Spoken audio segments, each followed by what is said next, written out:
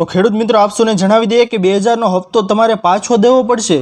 PM Kisan Samman Nidhi યોજનાનો લાભ લેતા પતિ પત્ની બંનેમાંથી કોઈ પણ એકને જ યોજનાનો લાભ મળી શકશે। બીજાને લીધેલ સન્માન નિધિ પરત કરવી પડશે। વિભાગ દ્વારા કરવામાં આવેલી ચકાસણીમાં લગભગ 5733 આવા દંપતી મળ્યા છે જેમાં બંને યોજનાઓનો લાભ લઈ રહ્યા છે।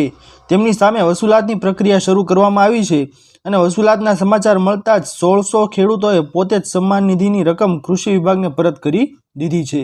તો જે કોઈ પણ લોકો છે તે 2000 નો હપ્તો પતિ અને પત્ની બંને લઈ રહ્યા છે તો તેમાંથી ગમે તે એક વ્યક્તિને તે મળશે હપ્તો તેવી વિભાગ દ્વારા સૂચના આપવામાં આવી છે। ત્યારબાદની મહત્વની માહિતી આવી રહી છે દોસ્તો કે શું સહાયના નામે મજાક। રાજ્ય સરકારના સામાજિક આર્થિક સર્વેક્ષણ ચોંકાવનારા આંકડા સામે આવ્યા છે। ખેડૂતોને અલગ અલગ સહાય યોજનાના નાણાં ચૂકવવામાં સરકારની ઢીલાશ જોવા મળી રહી છે। વિવિધ ખેડૂતલક્ષી યોજનાઓમાં ખેડૂતોને 50% કરતાં પણ ઓછી સહાય ચૂકવવામાં આવી છે। 77.18 કરોડની જોગવાઈ સામે ખેડૂતોને માત્ર 12.41 કરોડ રૂપિયા ચૂકવાયા છે। સહાયના આંકડાઓને પોલ ખોલી છે જેમાં ટ્રેક્ટર સહાય, તાર ફેન્સિંગ, સોલાર ફેન્સિંગ જેવી યોજનાઓમાં સહાયની ઓછી ચૂકવણી કરવામાં આવી છે। સાથે સાથે આપ સૌને જણાવી દઈએ દોસ્તો આની અંદર કે ખેડૂતોને મદદની વાતોની વચ્ચે સરકારની સહાયના આંકડાઓએ પોલ ખોલી છે। અત્રે જણાવીએ કે જાન્યુઆરી 2025 સુધીમાં માત્ર 12 કરોડની સહાય ખેડૂતોને આપવામાં આવી છે। જેમાં ટ્રેક્ટર સહાય યોજનાની વાત કરીએ તો માત્ર ને માત્ર રૂપિયા 30.48 કરોડની જ સહાય ચૂકવવામાં આવી છે જેમાં 412 કરોડની જોગવાઈ કરવામાં આવેલી છે।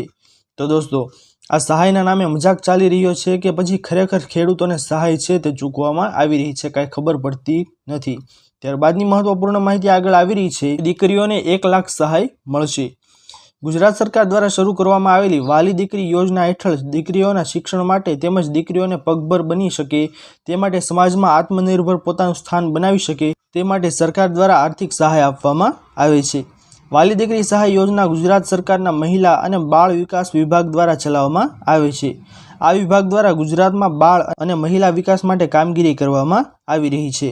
તો દોસ્તો જે કોઈ પણ લોકો છે તેમને પોતાની દીકરી માટે 1 લાખની સહાય મેળવવી હોય તો તે વાલી દીકરી યોજના છે ત્યાં નજીકનું તમારે આંગણવાડી કેન્દ્ર હોય ત્યાં જઈ અને તમે આ વિશેની માહિતી મેળવી શકો છો અને આ બાબતનું ફોર્મ તમે ભરી શકો છો।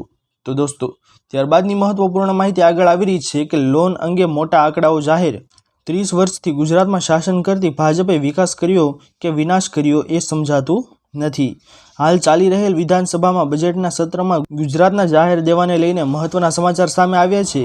ગુજરાતનું જાહેર દેવું વર્ષ 2023-24 સુધારેલા અંદાજ પ્રમાણે 3.77 લાખ કરોડ રૂપિયા થઈ ગયું છે જેમાં વર્ષ 2022-23માં રાજ્ય સરકારે 23,442 કરોડ રૂપિયા વ્યાજ તો રૂપિયા 22,159 કરોડ મુદ્દલની ચૂકવણી કરી છે।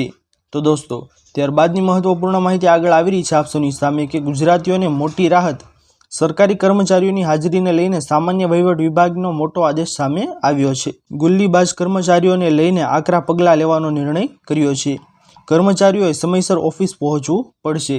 સવારે 10:40 સુધીમાં ઓફિસ કર્મચારીઓએ પહોંચવાનો રહેશે। સાંજે 6:10 પહેલાં છૂટી શકશે નહીં। સરકારી કર્મીઓને હવે લાલિયાવાડી નહીં ચાલે। સવારે સમય કરતાં મોડા અને સાંજે વહેલા જતા કર્મચારીઓને રજા કપાશે। તો આ ખૂબ જ મહત્વની માહિતી છે કે ગુજરાતના જે કોઈ પણ કર્મચારીઓ છે તે ગુલ્લીબાજ છે તો તેમના માટે આ ખાસ સમાચાર આવી ગયા છે। તો દોસ્તો આ હતી આજની સૌથી મોટી અને મહત્વની ખેડૂતો વિશેની માહિતીઓ। આશા કરું છું દોસ્તો કે આપ સૌને આ મહત્વની માહિતી પસંદ આવી હશે। જો પસંદ આવી હોય તો વિડીયોને લાઇક કરવાનું ભૂલતા નહીં। ચેનલ પર નવા આવ્યા હો તો અમારી ચેનલ ખેડૂત ઓનલાઈન પોઈન્ટને સબસ્ક્રાઈબ કરી અને બાજુમાં આપેલા બેલ આઇકનને પણ પ્રેસ કરી દેજો જેના લીધે આવી જ મહત્વની માહિતી આપ સૌને આ ચેનલના માધ્યમથી મળતી રહે। તો દોસ્તો મળીએ હવે પછીના વિડીયોમાં, ત્યાર સુધી જય હિન્દ અને વંદે માતરમ।